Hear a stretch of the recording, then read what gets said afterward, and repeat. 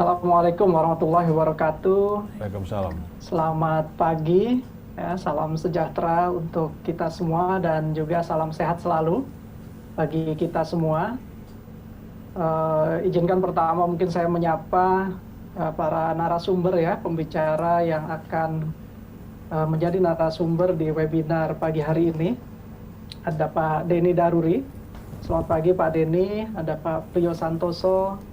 Selamat pagi dan tentu moderator kita ya Pak Primus Dorimulu.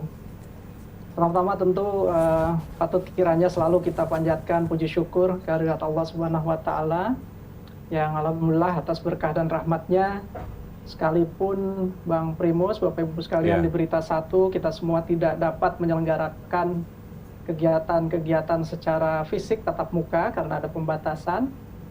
Tapi alhamdulillah kita semua tetap diberikan kesempatan untuk beraktivitas yang produktif ya. Salah satunya luar biasa nih pagi ini atas inisiatif Berita Satu kita adakan webinar dengan tema yang saya kira sangat positif ya. Tadi Pak Husen juga sudah menyinggung tentang tren investasi kekinian yang berbasis ESG yang memang terkonfirmasi semakin lama semakin menjadi kebutuhan dan preferensi baik para investor maupun seluruh pelaku bisnis dan usaha kita. Saya juga ingin mengucapkan terima kasih kepada Pak Primus dan teman-teman di Berita Satu yang telah mengundang kami untuk menjadi panelis dan narasumber dalam kesempatan webinar pada pagi hari ini. Mudah-mudahan nanti apa yang disampaikan dapat menjadi tadi ya, selain inspirasi juga mengaspirasi bagi Bapak Ibu sekalian yang hadir pada kesempatan webinar pagi ini. Pak Primus, Bapak Ibu sekalian, pada kesempatan pagi ini izinkan saya memberikan pemaparan pengantar ya, dengan tema yang kurang lebih sejalan dengan tema webinar pagi ini, yaitu bagaimana kami di Bursa Efek Indonesia terus mendorong dan menciptakan iklim investasi yang berkelanjutan ini dengan selalu mengedepankan penerapan dari prinsip ESG. Mungkin berikutnya silakan. Nah, ini sebagai pengantar mungkin untuk menjawab pertanyaan, kira-kira apa sebetulnya yang mendasari gitu ya, dan melatar belakangi kenapa kita semua harus cukup peduli dan memperhatikan aspek environmental, social, and governance ini. Bapak Ibu hadirin sekalian, jadi memang tadi juga disampaikan ya oleh Pak Husen sekilas, kita mengamati adanya kemungkinan gitu benturan kepentingan di antara aktivitas kita di pelaku bisnis dan usaha dengan upaya-upaya untuk terus menjaga kelestarian lingkungan dan alam. Karena prinsip dan motif ekonomi ini terkadang juga berbenturan dengan prinsip ramah lingkungan tadi. Padahal kita tahu akibat yang ditampilkan atau diakibatkan itu luar biasa dampaknya. Dan jika tidak kita memiliki komitmen yang kuat untuk menjaga hal ini, bukan tidak mungkin aktivitas ekonomi yang tidak memperhatikan terutama aspek lingkungan ini akan membawa kita kepada bencana. Seperti kita ketahui, belakangan malah tidak jauh ya di wilayah kita sendiri berbagai bencana alam kerap timbul ya, yang saya kira terkonfirmasi salah satunya tentu diakibatkan oleh praktek eksploitasi dan kegiatan ekonomi terhadap alam yang kurang memperhatikan aspek ramah lingkungan ini. Ya tentu inilah yang mendorong kita salah satunya untuk terus harus memperhatikan dan peduli, karena seperti diketahui apa yang kita eksploitasi hari ini tentu juga harus kita jaga kesinambungannya. Karena nanti pada akhirnya anak cucu kita juga akan menanggung akibat gitu ya dari perilaku eksploitasi alam yang kita lakukan. Nah, pada prinsipnya pelaku ekonomi juga harusnya menyadari bahwa apa yang mereka tampilkan dalam rangka memperhatikan aspek ESG ini sebetulnya tidaklah merupakan biaya semata-mata. Apalagi tren belakangan ini gitu ya, dalam 5-6 tahun belakangan terkonfirmasi bahwa sebetulnya kalau kita sebagai pelaku ekonomi melakukan praktek kegiatan usaha kita dengan memperhatikan gitu ya sustainable practices ya ESG ini ternyata bukan merugikan bagi kinerja perusahaan, tapi justru sebaliknya. Terbukti ini akan menopang dan menunjang performance atau kinerja dari kinerja operasional maupun keuangan para perusahaan atau korporasi dimaksud. Salah satu penelitian misalnya yang saya kutip ya oleh Clark, Vayner, and Fies di tahun 2014 yang lalu, yang saya kira semakin kesini tentu akan semakin baik figurnya. Tidak kurang dari 88% sebetulnya pelaku usaha yang betul-betul menampilkan praktek ESG yang baik itu menampilkan kinerja operasional yang jauh lebih baik. Dan bagi perusahaan-perusahaan tersebut yang mencatatkan sahamnya di bursa, tidak kurang dari 80%-nya juga menikmati kenaikan ya atau kinerja dari harga-harga sahamnya yang secara positif diapresiasi dan kemudian menunjukkan kenaikan pada saat mereka secara konsisten dan berkomitmen penuh mempraktekkan ESG. Jadi ini bukan biaya sama sekali. Justru praktek ESG yang baik ini justru akan sangat align sejalan dengan tujuan dan strategi pencapaian kinerja operasional dan keuangan yang baik di korporasi yang ada. Nah, yang di sebelah kanan ini kalau kita lihat memang ternyata juga ada pressure ya yang semakin hari semakin menguat berupa preferensi dari para investor dan penerbit dana gitu, yang semakin hari semakin menunjukkan tren keberpihakan untuk menyediakan alternatif investasi yang underlying-nya adalah para pelaku ekonomi yang betul-betul berkomitmen mempraktekkan kegiatan ESG dengan baik. Saya kira nanti Pak Priyo juga akan bercerita gitu ya pengalaman di buy side, di manajer investasi kita yang juga sekarang saya kira sudah confirm ya shifting juga dengan awareness dan kesadaran untuk menyediakan alternatif investasi ini. Nah, ini salah satu catatan dari PRI, Principle for Responsible Investment, UNPRI, terlihat bahwa dalam 5-6 tahun terakhir gitu ya, number of signatories, lembaga yang diakui dan tersertifikasi mempraktekkan ESG yang baik dari seluruh negara di dunia, itu tumbuh secara eksponensial ya, tidak kurang dari tahun 2015 di angka hanya 1.300-an, sekarang sudah melampaui angka 3.000 lebih lembaga yang terus berkomitmen melaporkan kegiatan ESG-nya kepada UNPRI. Lalu kalau kita lihat dari sisi dana yang diterbitkan ya, yang nantinya akan menjadi tujuan investasi pasif baik berupa fund maupun ETF, ini juga luar biasa pertumbuhannya dalam 5-6 tahun terakhir gitu ya, AUM-nya dari hanya sekitar 59 triliun US dollar, bahkan naik secara eksponensial, terakhir di akhir tahun lalu sudah melampaui angka 103 triliun US dollar. Nah, ini yang kelihatannya betul-betul menjadikan kita semua ya, tanpa kecuali harus betul-betul memperhatikan dan align dengan tren keberpihakan dan komitmen penerapan praktek ESG. Nah, ini kalau kita lihat ya, selain tadi tren di global, kita juga mengkonfirmasi dan terlihat bahwa tren peningkatan gitu ya, baik instrumen investasi berupa dana, reksadana maupun ETF di local market kita juga mengalami peningkatan yang bahkan jauh lebih luar biasa signifikan. Dalam 6 tahun terakhir, kalau kita lihat ya, seperti kita ketahui sejak awal kita sudah memiliki satu alternatif indeks yang berbasis ESG ini, yaitu indeks Rika Hati, yang sayangnya respon pasar akan hal ini terlihat awalnya cukup pelan dalam mengadopsi alternatif investasi berbasis ramah lingkungan ini. Kita lihat dari 2014 sampai 2016 hanya ada satu gitu ya, dana berupa ETF waktu itu yang underlying-nya berbasis indeks Rika Hati dimaksud.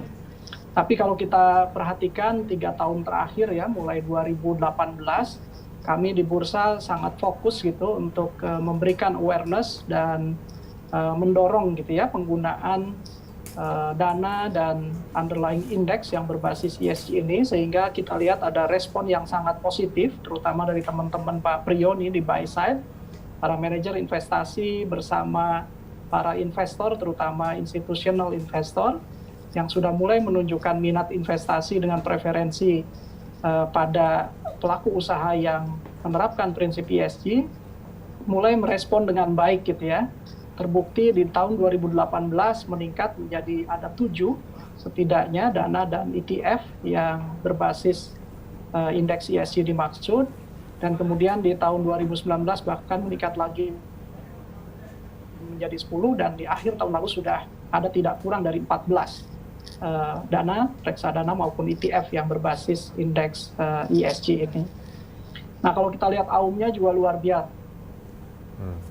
Dari 2014 yang semula hanya ada di angka 38 miliar rupiah saja, ya di akhir 2020 bahkan aset under management, dana kelolaan untuk dana dan ETF yang berbasis ESG ini sudah meningkat jauh melampaui gitu ya, sudah bahkan melampaui angka 3 triliun rupiah. Next.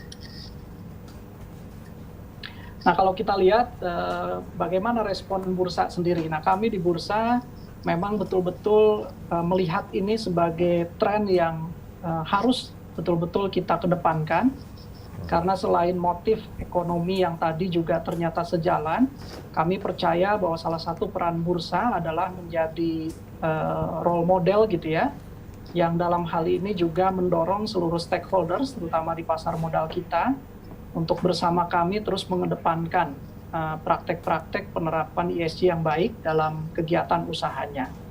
Nah, kami sebetulnya sudah bergabung ke dalam Sustainable Stock Exchange Initiative, yang merupakan inisiatif di bawah United Nations langsung, di mana bursa-bursa efek di dunia bergabung di dalamnya untuk menunjukkan keberpihakan dan komitmen dalam penerapan sustainable activities dalam praktek kebursaannya. Ini kita bergabung di April 2019 yang lalu ini. Kemudian sebagai bagian dari misi edukasi bursa, tentu kami juga membangun awareness di antara para stakeholders dengan menggandeng mitra yang dalam hal ini juga memiliki kepedulian dan komitmen yang kuat dalam penerapan aspek ESG dimaksud. Dengan OJK dan ketiga SRO kita lakukan, terutama kepada stakeholders kita gitu ya, para PLCs, publicly listed companies, para emiten, perusahaan tercatat. Kami bersama JRI dan AEI, Asosiasi Emiten Indonesia, terus melakukan serangkaian kegiatan seminar dan workshop untuk menyiapkan dan membangun kesadaran serta penerapan praktek ESG yang baik di antara seluruh perusahaan yang tercatat di bursa. Melibatkan juga para dengan ICSA gitu ya, melibatkan investor relation, corporate secretary, dan lain-lain. Nah, Bapak Ibu sekalian, di bursa sendiri kami sudah secara konsisten ya dalam 3 tahun terakhir ini memiliki rencana aktivitas keuangan yang berkelanjutan juga sebagai bagian pemenuhan dari PUJK yang terkait dengan hal ini. Dan dalam prakteknya kami betul-betul fokus menyelaraskan aktivitas-aktivitas bursa untuk juga sejalan dengan Sustainable Development Goals yang ada. Beberapa di antaranya misalnya kita terus mendorong adanya praktek green reporting and filing gitu ya, yang meniadakan kewajiban penyampaian laporan secara hard copy, tapi bisa dilakukan secara fully automated dan elektronik. Kemudian kami juga terus aktif gitu bersama mitra-mitra terkait gitu ya dalam melakukan kegiatan CSR yang terbagi dalam kegiatan environmental friendly, kemudian yang mengarah kepada sosial, dan juga terus mendorong penerapan governance yang baik.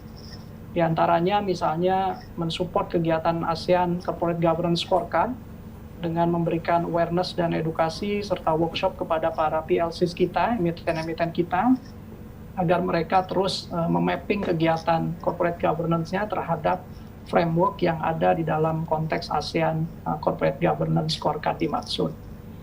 Lalu untuk produk, tentu sebagai bursa, Bang Primus, Bapak Ibu sekalian, kami bertanggung jawab untuk menyediakan alternatif produk bagi tujuan investasi dan juga untuk membangun komitmen dan awareness dari para perusahaan tercatat. Misalnya saja tadi ya, kita juga bersama dengan OJK dalam hal ini, kita betul-betul juga membangun dari awal gitu framework untuk mengedepankan penerbitan green bonds gitu yang pertama di Indonesia pada saat itu. Kemudian indeks Serikah Hati yang sudah ada sejak awal kita lengkapi per tahun lalu dengan salah satu indeks leaders kita ya, IDX ESG Leaders, yang juga diharapkan menjadi bagian produk yang dapat digunakan sebagai alternatif investasi bagi para investor yang memiliki preferensi untuk berinvestasi secara ESG. Next. Nah, ini sedikit saja sekilas tentang penerbitan indeks yang baru kemarin ya. Jadi Bapak Ibu sekalian, kami menyadari bahwa pertanyaan tentang framework dan compliance atas praktek ESG ini tentu menjadi pertanyaan mendasar yang seringkali menjadi pertanyaan dari para investor, tidak hanya lokal investor tapi global investor yang ingin memastikan tujuan investasinya ditempatkan pada instrumen yang memenuhi prinsip praktek ESG yang baik. Nah, karenanya dalam konteks penerbitan indeks ESG yang baru dan kedepannya, kami juga sudah memilih gitu partner global, dalam hal ini Sustainalytics yang terpilih, untuk bersama kami melakukan risk rating dan scoring, serta evaluasi secara terintegrasi bagi para perusahaan-perusahaan tercatat yang sahamnya tercatat di bursa. Nah, dari skor yang ada, kemudian kami kedepannya tentu akan terus mendorong penerbitan variasi produk turunannya.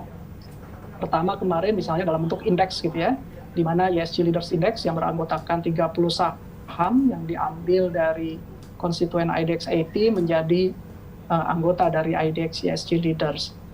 Nah, teman-teman sekalian, ada beberapa latar belakang. Yang pertama, kami harapkan dengan adanya indeks guidance baru ini tentu akan menjadi tambahan alternatif investasi bagi para investor kita yang berharap investasinya ditujukan pada perusahaan-perusahaan dengan praktek ESG yang baik. Kemudian yang kedua, tentu kami juga berharap bahwa ini akan terus mendorong dan meningkatkan awareness dan kesadaran dari para listed companies di tempat kami untuk mensejajarkan diri dengan terus memperbaiki dan menyempurnakan praktek ESG di tempatnya. Sehingga pada akhirnya salah satu tujuan utamanya mereka mendapatkan skor kontroversi report maupun risk rating score yang cukup baik.